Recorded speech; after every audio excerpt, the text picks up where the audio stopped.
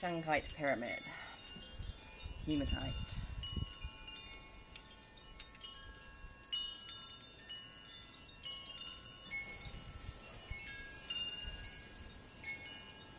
Cheers, new moon in Aries.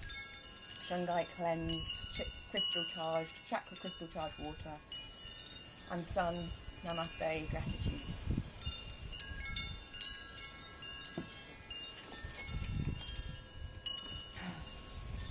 A bit more of this.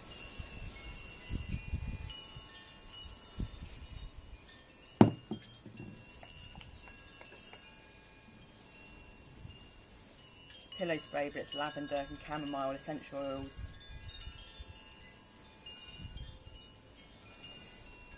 What's in this one? Aloe vera gel, chondros, cypress, rose, patchouli, mixture of stuff in there. And then we've got on our essential oil mix and our amber, which is lovely. We did our Fibonacci tuning fork set yesterday. In here, windy, that's good, blow it away, blow it away, blow it away. The fun shadow dance of life can be intense. And then we did our sacred solfeggio tuning forks. There's 9 of them. They do a whole pile of things. Kept higher south, rah-de-rah, but we got them out to clear away the guilt and the shame and stuff. So yeah, I'll do photos of them and put some stuff of what they do later on. But it's native wisdom for white minds at the moment, because we need to get up and do some moving because we've got really sore lower back, but I can't persuade them to. We have put a dishwasher on and done a bit of cleaning, a bit in the kitchen. It's as and when they want to, which is good, because before it would be because someone was coming in and we had to impress, or someone was coming in and we knew that they'd worry them or they'd judge. So yeah, there was always a little shame, there was always other reasons, but now we're doing it for ourselves only, so it's happening as and when. Self-care first, and then the internal self-care of food. They've been so good with that. We won't go into what we're taking there. And yeah, and the external environment slowly happening as well, so it's all coming together. Patience, gentleness, clarity of words with oneself, honesty with oneself. And we're on the exponential curve of healing, and this fun shadow dance of life shall pass soon.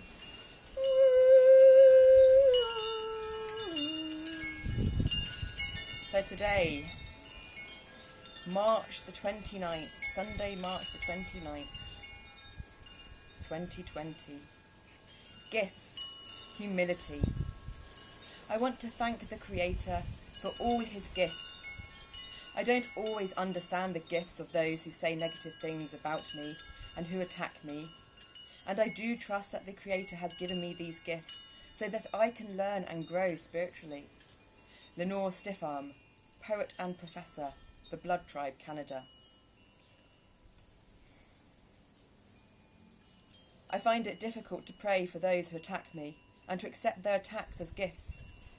Yet, I have heard again and again from my American Indian sisters and brothers that we can only thank the Creator for whatever is bestowed upon us. My native mentors do not ask me not to feel the pain or anger that comes with attacks. They only offer the possibility that everything that comes to us comes from the Creator and is therefore a gift. When I accept the whole range of gifts from my Creator, I am ready for the school of life. Yesterday's wisdom, March the 28th, living art. A lot of tribes don't have a word for art in their language because it is so much a part of their culture. A lot of tribes don't have a word for art in their language because it is so much a part of their culture. A young Native American elder. Think of it. There are so many words that do not appear in native cultures. Not because these cultures are primitive or unsophisticated, as was thought in the past, But because the actions that we use words to describe are so integrated into the everyday life of the people that they are not conceived of separately. When our lives are surrounded by beauty and creativity, we walk differently upon this earth. The greatest art of all is that of the Creator. As I gaze out of my window across the meadows and stream toward the mountains, I am surrounded by an artistic creation that stirs my soul. The mountains circle their arms around me here. The meadow provides a calm place through which a stream composes music. The Creator blesses me today with a world that nourishes me. Thank you.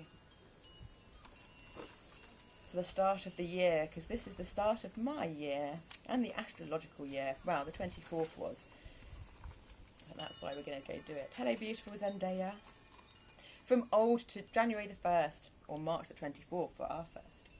From old to new, from old to old to new. From old to old to new. The oft-quoted Whaka Turaki states, Kapu te rua, kaheo te rangatahi. As the old net piles up on shore, the new net goes fishing. The tauira, pattern or model, of the old provides the basis of formation for the new. The new time dictates changes in both the structure and form of the new net, and also in the choice of fishing ground. By casting it to sea, the old net may tell us even more than we dare to hope for. The care taken is reassuring.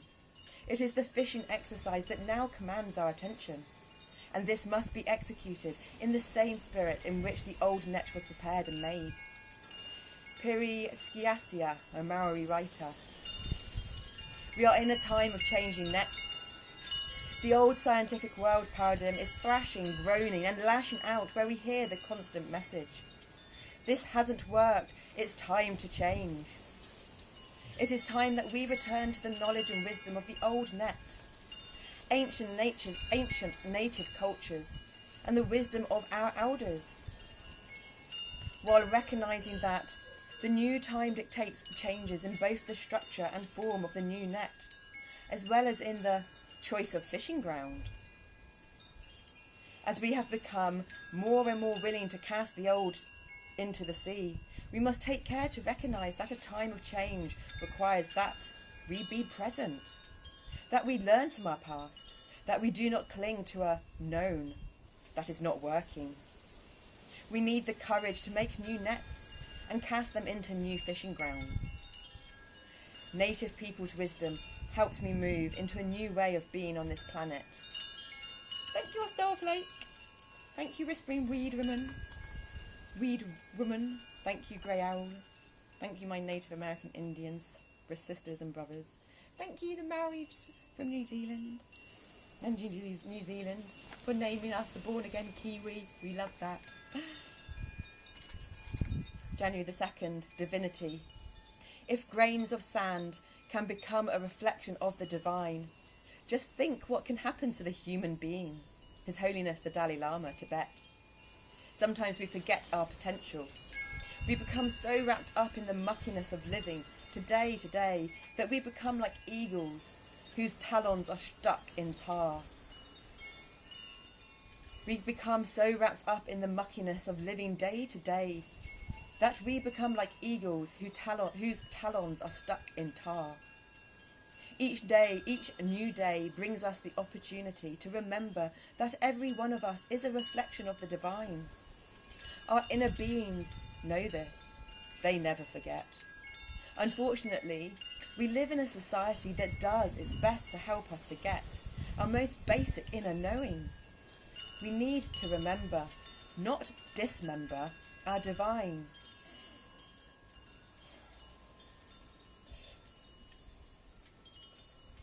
Our reflection of the divine is ever present. With our divinity comes responsibility. When I remember this, everything is possible. January the 3rd, possessiveness. You don't need to ask me permission to quote something I have written or said. We are both doing the work of the Creator. our responsibility is to get the information out there. Use whatever you like. Don Quixote, Mohican writer and consultant, American Indian.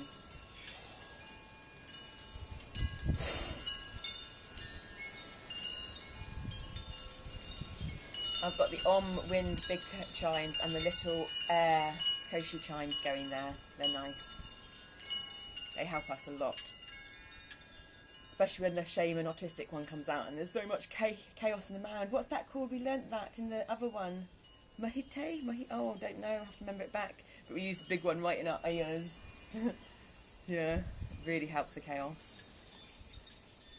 This was the answer given to me when Don Quixote, president of the White Bison Society, when I asked him if I might use some words from his wonderful new meditation book, based on the medicine wheel and Native American spirituality.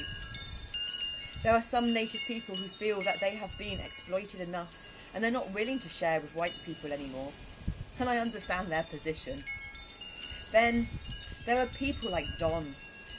Most Native people I know are like Don. They realise that possession of anything, and especially words, is an illusion. Once we put them out there, they belong to the universe. If we are all, to the best of our ability, doing the work of the Creator, then there is no possession.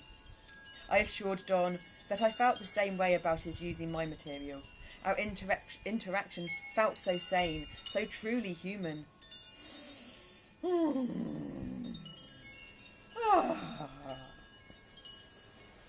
When I am doing the work of the Creator, possession is an illusion.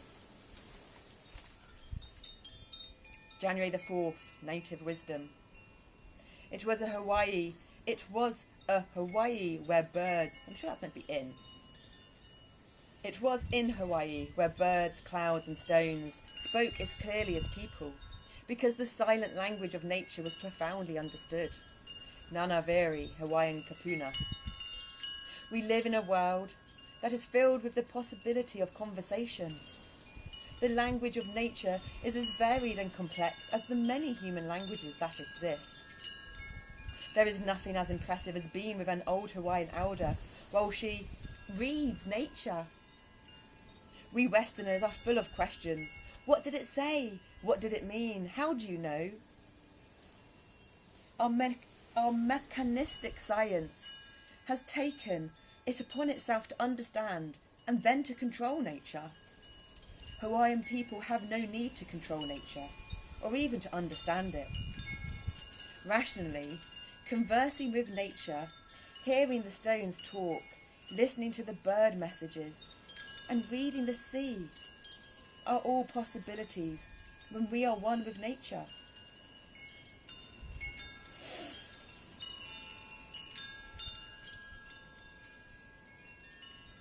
We all understand our own native language best, regardless of how many others we learn, and our true native language is native.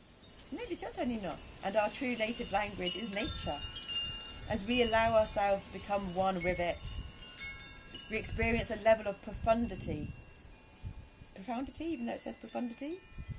We experience a level of profundity that cannot be communicated in human terms.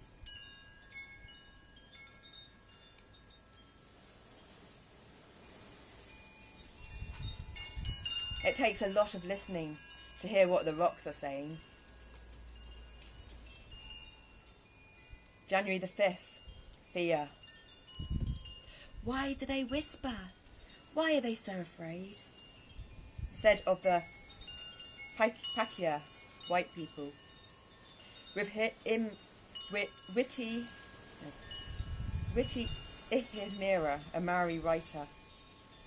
Whispers, secrets, mumblings. In Western culture, we seem to believe that God hates our speaking out. We are always told to whisper and be quiet in sacred places.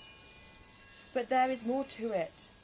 Native people the world over have observed that white Westerners seem to be afraid. What are we so afraid of? Are we afraid of others? Maybe. Are we afraid of ourselves? Maybe. Are we afraid of the Creator, of our higher power of God?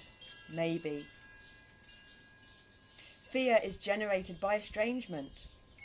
When we no longer experience ourselves as a participating part of the universe, when we lose our sense that we're a part of a universal community that needs us just as much as we need it, when we pull ourselves out of the awareness of the oneness of all things, we feel afraid.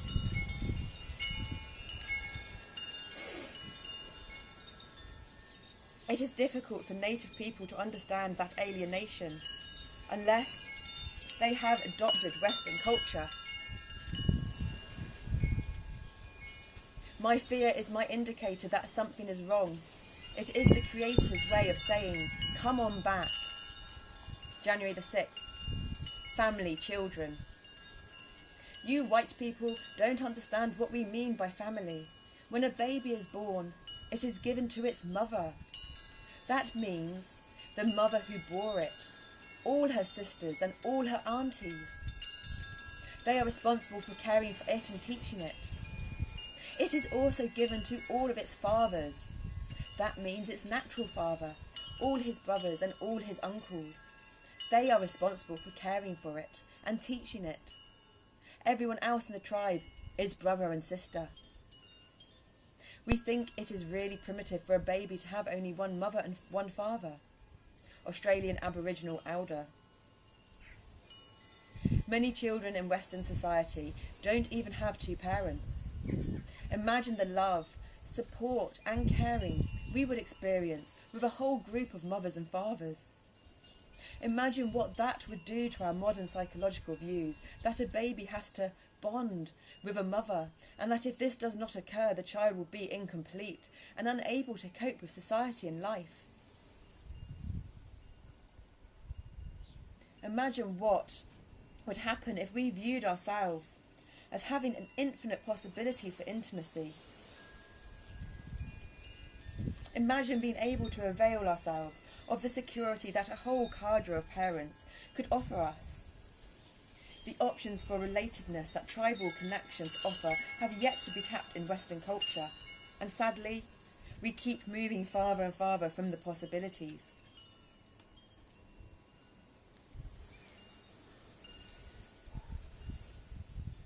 We are we indeed primitive in our assumptions that two parents are enough for one child?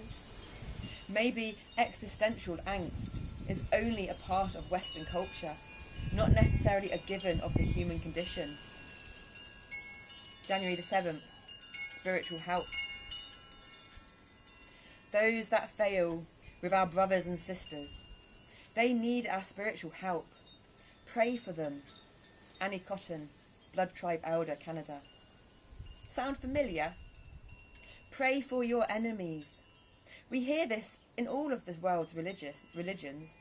We hear this in the 12-step programs. Yet it does not seem to have become an integral part of Western culture. Imagine a whole way of life where when anyone falls down or does wrong or is bad in word and deed, everyone prays for that person. How simple. How simple to realise that we have spiritual help to give and what others need, and that others need it. How powerful and clear, and yes, even humble, we feel when we know that being a spiritual being is a natural state for us, and we have spiritual help to offer.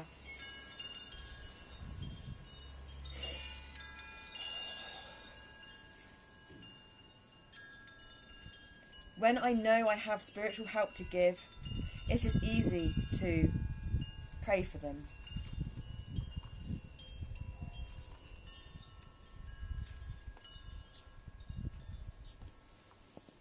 Back to March the 29th today, gifts, humility. I want to thank the Creator for all his gifts.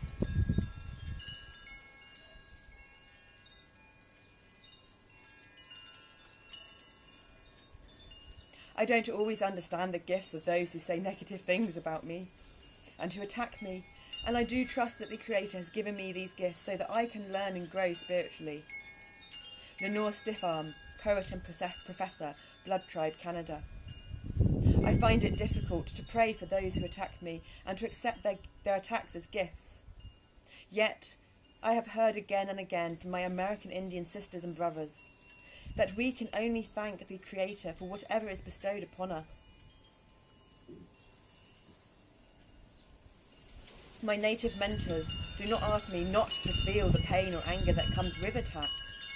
They only offer the possibility that everything that comes to us comes from the Creator and is therefore a gift.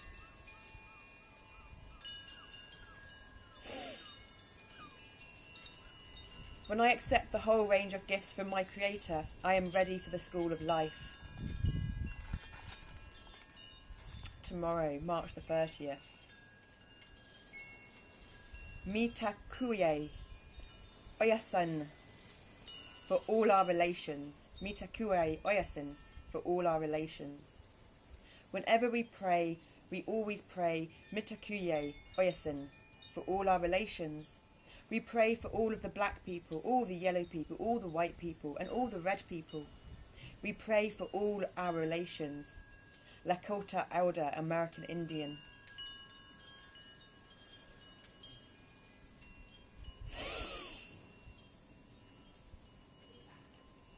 I heard this statement many times growing up, and I am aware of the 4 directions and the 4 colours, red, yellow, black and white. I have heard prayers ended with MITAKUYE, OYASIN, and have joined in with for all our relations. Yet, somehow, from my Western perspective, I always assumed that for all my relations meant my family, extended at best. Then, as I visited tribal people globally and felt their struggle for the survival of their people and their culture, and reflected on my experience of Christian prayers, I realised that the American Indians are the only people I know who regularly pray for all people of the earth, people of every colour. Then I realised that I have this whole group of people, most of whom are unknown to me, praying for me all the time.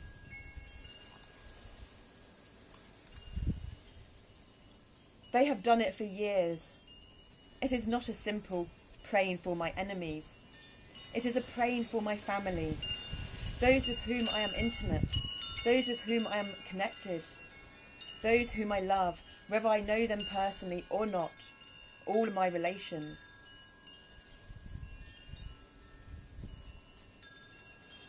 Perhaps the prayers that most influence us are those that are unknown to us.